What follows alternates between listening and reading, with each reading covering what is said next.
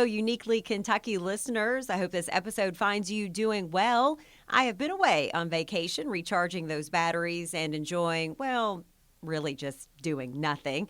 We're back, though, and we have some great guests lined up for the summer. Some things that I think are very unique, not only to Kentucky, but just to summertime as well. Over the years, I personally have covered some interesting stories when it comes to bourbon. And when it comes to the state's signature spirit, business is booming right now. So sit back, grab your favorite Kentucky drink, and take a listen. From WKYT Podcast, this is Uniquely Kentucky. I'm your host, Amber Philpott.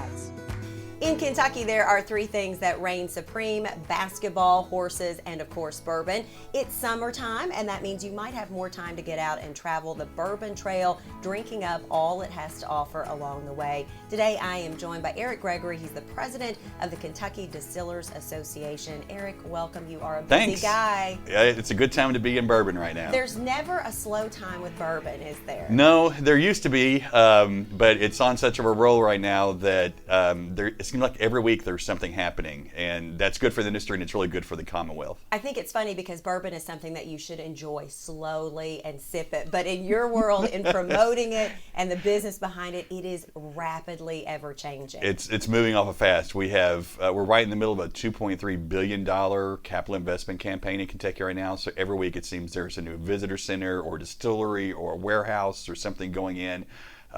Press conferences and events, and yeah, it's fantastic. We it's one of those good problems to have. We're happy to be this busy. So. It is an industry that has been around a really long time, and so it's really exciting, I think, to see that it has sustained itself, and then you just, like, every week there's somebody new coming on board, and sometimes you worry about that because you're like, is this going to be a good product? And really, they just keep coming on and keep coming up with good stuff. That's right. We now have more distilleries in Kentucky than we've had since the end of Prohibition. Wow. But here's the thing, we're actually, so there are 1,835 distilleries in the United States. Okay. We have 68 distilleries in Kentucky with only about 40 distilling companies because some companies own multiple distilleries like Jim Beam. We rank 11th in the country in the number of actual distilleries. And that is a little bit of a cause for concern for us because you have states like New York and California, Oregon, Washington, Texas, Colorado that have more, sometimes two or three many more distilleries than we do. If, we still produce 95% of the world's bourbon, but what if some of those other distilleries really catch on and that number slips to 90 or 85%?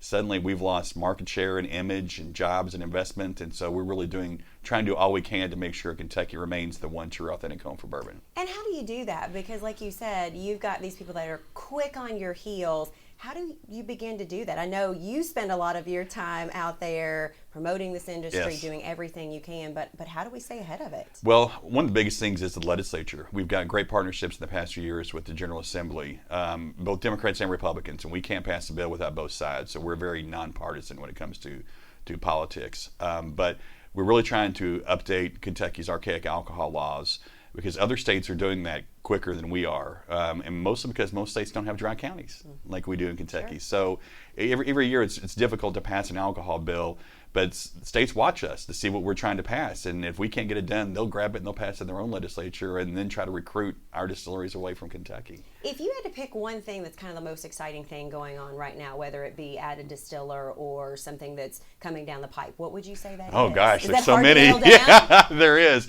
I mean, we've got really, I guess the bourbon tourism to me is still just the thing that nobody ever saw coming, right? I mean, we invented the Kentucky Bourbon Trail 20 years ago in May 1999, and the distilleries had no idea what they had on their hands here. And nowadays, we just finished the Kentucky Bourbon Affair, our 5-day bourbon fantasy camp. I never thought we'd be doing that.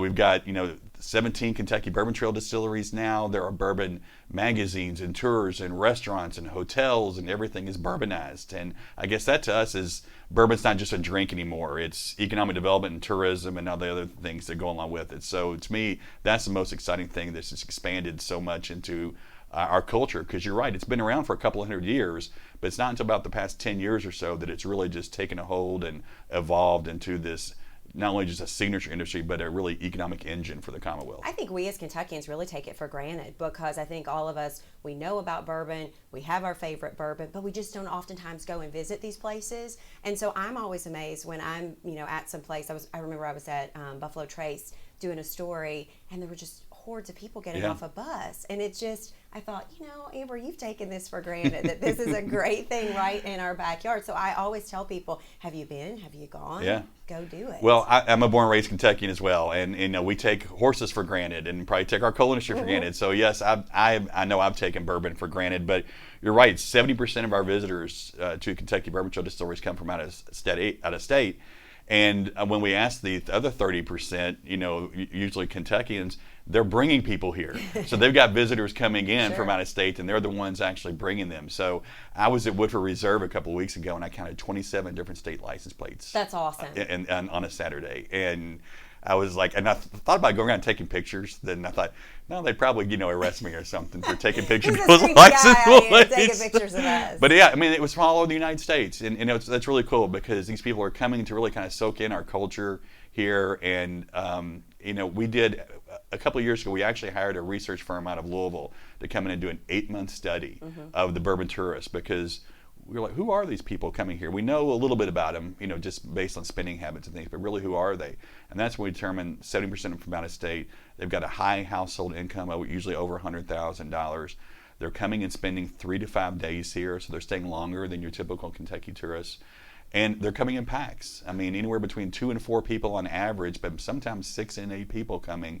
And it's everything from just friends getting together to bachelorette and bachelorette parties, and it skews younger. Millennials coming here because if you think about millennials these days, they really want to see where everything is made. They're much into the local food, seeing everything at. So we're better to go to see where your favorite whiskey is made than Kentucky. And you should never drink alone, so that's why you should go in That's packs, true. right? Yes. Don't drink alone and drink responsibly. A few years ago, you and I sat down for a story talking about a lot of these micro distilleries, and I think that's something a lot of people still really don't understand. They think about the traditional bourbon having to be aged X amount of years. Right. And then you've got folks that are coming along much like these craft breweries.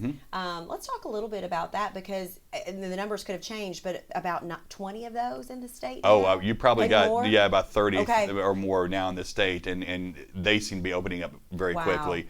They're real innovators. Kentucky's always been a very entrepreneurial state, but these craft distilleries, they're coming in and with a completely different take on bourbon and American whiskey. We've got a brandy distillery in Louisville, Copper and Kings. We've got moonshine and flavored whiskeys coming up. There's a great distillery, M.B. Rowland, down in Western Kentucky that's aging in a dark fired tobacco warehouse, which gives it this really smoky taste to it. So they're and a lot of those distilleries we talked about a few years ago are just now coming of age. So their bourbon is 4 years old, 6 years old. It's a much shorter period of time, right? Well, it really depends. Yeah. I mean, most of them are doing it kind of the traditional Kentucky way, and letting Mother Nature just take its course. And so if they came here in 2010, 2011, their bourbons are just now hitting the markets. And you've seen Jep the Cree, New Riff, and a bunch of them here in the past month or two release their bourbons and selling out immediately. Because people just want to taste the new stuff, and it is absolutely fantastic. What are you hearing from folks? Because I know you kind of spend a lot of time also talking to folks about that, kind of the old traditional versus this new way. What do people think about it? People love it. They really do. I mean, now I say that about people inside Kentucky because the one thing I really admire about the craft distilleries in Kentucky is they know they've got a legacy and tradition to live up to. So they're not cutting corners. They're doing it the right way, using time-honored traditions and methods. The main complaint I hear, and it's really not a complaint as much as a concern, is that distilleries outside Kentucky might be trying to do things quicker, cut some corners, get their product on the market a little faster, and that might harm the bourbon category because if you buy a non-Kentucky bourbon and you think that's maybe how bourbon's supposed to taste, that might get you into a little gray area there. So, but there are, I don't want to badmouth craft distilleries all over the country. No. There are distilleries outside Kentucky who are doing a fantastic job. We just wish they moved to Kentucky. We wish they'd come visit us here and see really how it's done, right? Remember back, 2018? I always think of guys like you when Barton 1792 had its rick house collapse. Is that something that just, I know for a lot of us in the newsroom, we're like, all that great product. That was like that wasted. Heaven Hill warehouse fire like 20 Yes. years ago. You're sitting there almost crying, Yeah, I mean, we're very fortunate that our distilleries are very safe, and we had a lot of people call us, a lot of reporters call us and say, "Oh my gosh, when's the last time this happened?" And we're like, "It doesn't happen." It doesn't. When it happens, it's a very rare occasion. But people value that bourbon. I was in a parking lot one time and saw a guy drop a bottle and literally start crying when it hit the ground. And the distillery, I won't name the distillery, was so gracious. They went in and they gave him a brand new bottle because he was just in tears. And it was a bottle he had etched and autographed. Oh, that's the worst. And so, yes, people really value their whiskey. When you see that, or we've had tornadoes come through distilleries before and knock barrels down. So, Eric, take me back a little bit of the history. I mean, we go back a long way. How does the history of bourbon really get going here in the state? Well, that's a great question, and there's a lot of different answers to that. Unfortunately, the myth, just the fact, the folklore, legend, the folklore. People ask us who invented bourbon. Well, we really don't know. We're just glad that they did. But really, you had after the American Revolution, you had a lot of settlers that were trying to settle the frontier, and of course, the government, started taxing whiskey. You had the Whiskey Rebellion. And the farthest away people could get from the long arm of the government was the Kentucky frontier. You combine that with Virginia back in the 1770s offering what they called corn writs to anybody that would go settle the Commonwealth of Virginia, which was extending into Kentucky. And if you went and grew corn, and they would give you title to the land. So all these different things, and these Irish, Scottish immigrants coming over, bringing their distilling heritage with them. They get to Kentucky, they're growing corn. We don't have very good roads. We're mountainous terrain here. And at the end of your growing season, you have all this leftover corn. What are you going to do with it? So they distill it and turn it into a commodity. And that's, obviously you have Louisville, coming of age. Maysville, Kentucky, which was called Limestone Landing, was a great port city for us. And you would start to take that whiskey to the ports and barrel it and put it in, down the Ohio, down the Mississippi to take along all the trading centers. Well, some people believe that, you were reusing barrels. Okay, if you had barrels that had pickles or fish or something, and you would, set them on fire and get rid of the smell. You put the whiskey in there. Bourbon County back then took up 34 Kentucky counties, and they were stamped, whiskey from old Bourbon County, and you put that on the flatboat. And it takes, 6 months or so to get down there. Just that little time in that charred oak barrel, would age it. And that's how it got its name. Now, like I said, there's probably 50 people who will call in after this and say, he's wrong, it happened this way. But there's, that's kind of just from following the timeline of Kentucky's history and the growth of the bourbon industry, because we really don't have a first advertisement for the world's bourbon whiskey until about the early 1800s. With talking the history that we have, and now moving forward, you have so many people that are sort of adding to this history. Do you find that people really still crave and they want to know about how we got started? Because I know you spend a lot of time really talking about us, but do you find that people still don't really know a lot they do. about? I mean, when we did that research project, we asked people, what brought you to Kentucky, and after bourbon was number one, history was number two, and we thought it would be horses or something else, but so we actually integrated that to our website and give people a lot of history chances, like give the Mary Todd Lincoln House here in Lexington and all sorts of different things, but people crave, these days they want to know behind everything that they're eating, drinking, experiencing.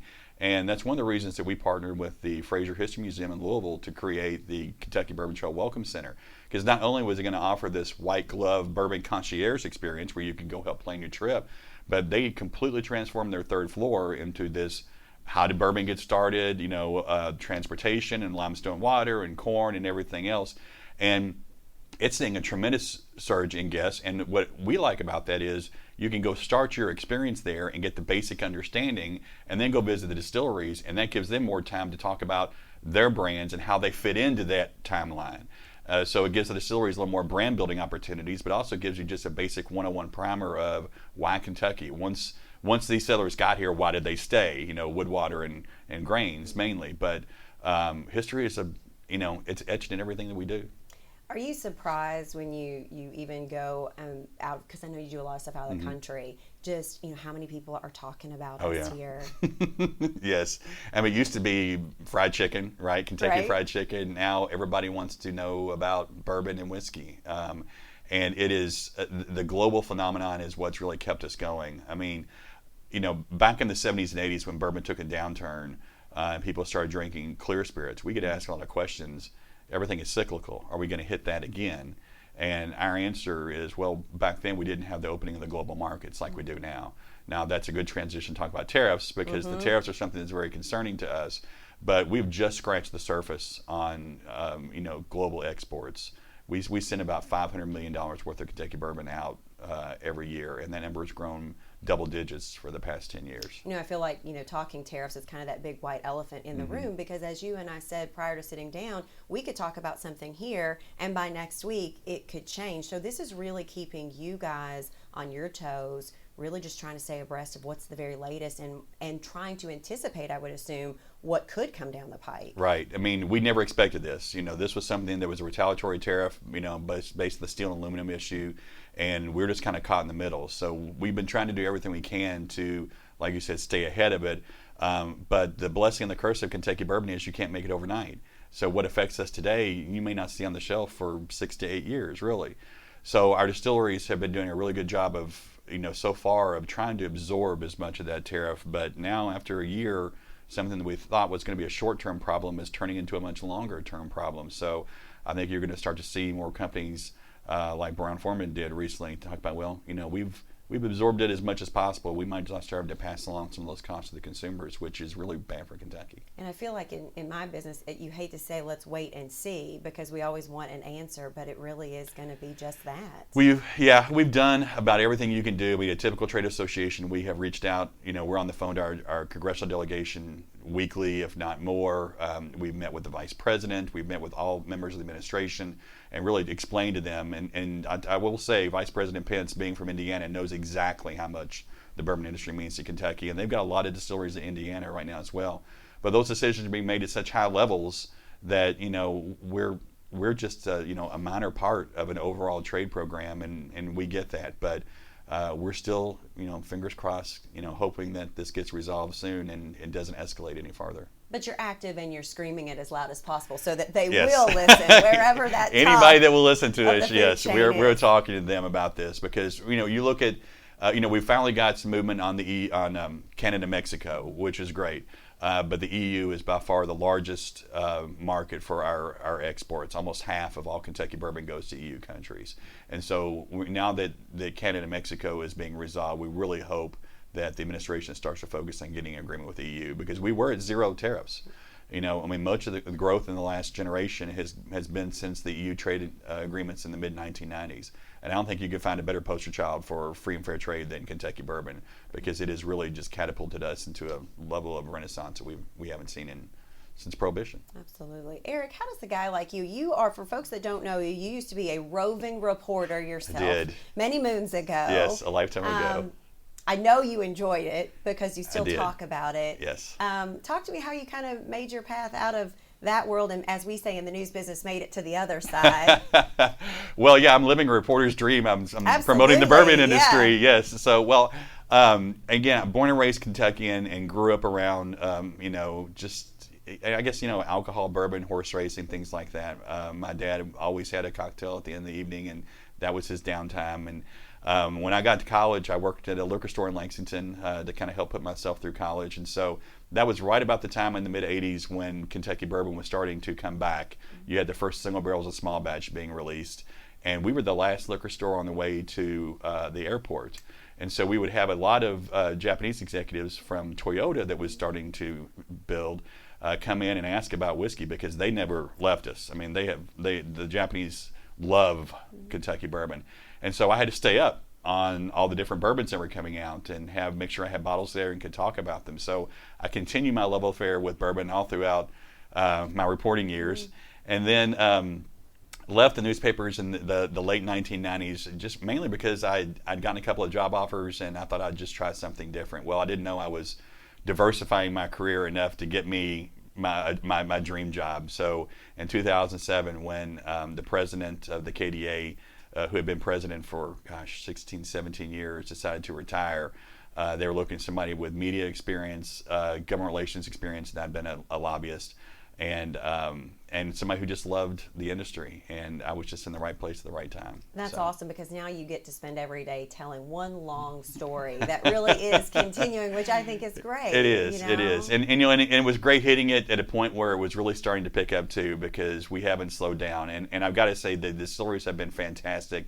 They've allowed the association to grow with the industry. We're now a staff of 8 full-time. We just bought a new headquarters in Frankfurt. We have satellite offices in Louisville and Bardstown, and we get to go all around the world promoting the gospel of Kentucky bourbon. So it's a great time, really, to be in the industry. If somebody is sitting here and they're listening and they're thinking, wow, I'm one of those folks that have really taken this for granted, how do they even get started going and seeking out all these places? Do they literally just pick one and just go? Yeah, I mean, that's a great way, or just go to our website at kybourbonshow.com. We've got all sorts of itineraries now, from the beginning, consumer to the bourbon aficionado. There's events everywhere. Lexington does a great job with the Bourbon Society there at holding events for, again, just, bourbon geeks like me, or just, people who are just getting into tasting bourbon for the first time. So really just, Google Kentucky Bourbon, go on our website and see what events there are. The distilleries now, since we've changed some of the laws to let the distilleries have cocktails and things, you're seeing restaurants go in. Food trucks are huge. Yeah, food trucks too. Yeah. And, so they're all having events and different things on weekends, Father's Day weekend, you got National Bourbon Day weekends. There's all sorts of different things. Just go out and try it, and you'll probably find yourself, with a lot of kinfolk that agree that, yeah, we are Kentucky's signature spirit. And if you just want to get a good education, as just happened to me, I went into a new wine and spirits store, and you just take a walk down the dark bourbon section and the brown water section. Realize, wow, there's so many more that you just really have not. I mean, you literally can go down a rabbit hole looking and seeing where all of these different, folks are distilling their product. It's really remarkable. I used to, my wife, when I was working the sessions, legislative sessions, as you know, are very stressful times. And on Fridays, she would bring home a different bottle, and we'd sip it and talk about it, and really kind of, maybe make a cocktail with it and everything else. If I did that now, it'd be years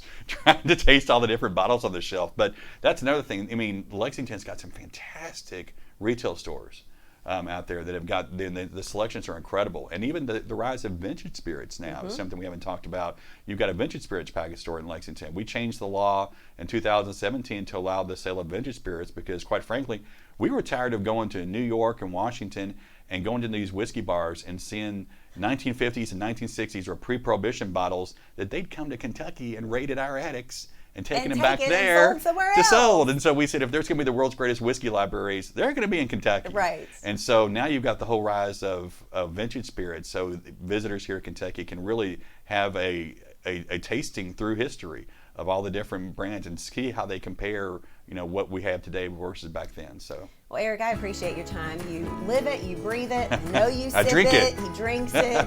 I know better than to ask a guy that works with so many what his favorite bourbon is. So I will not do Kentucky that. bourbon. I know. My favorite is Kentucky That's bourbon. your answer. So, Eric, I appreciate it. Thank you for what you guys are doing and just out there promoting us and really telling the world about us. Well, thank you. Well, and we always say, please drink responsibly. Drink like a real Kentuckian responsibly. Thank you, Eric. Thanks.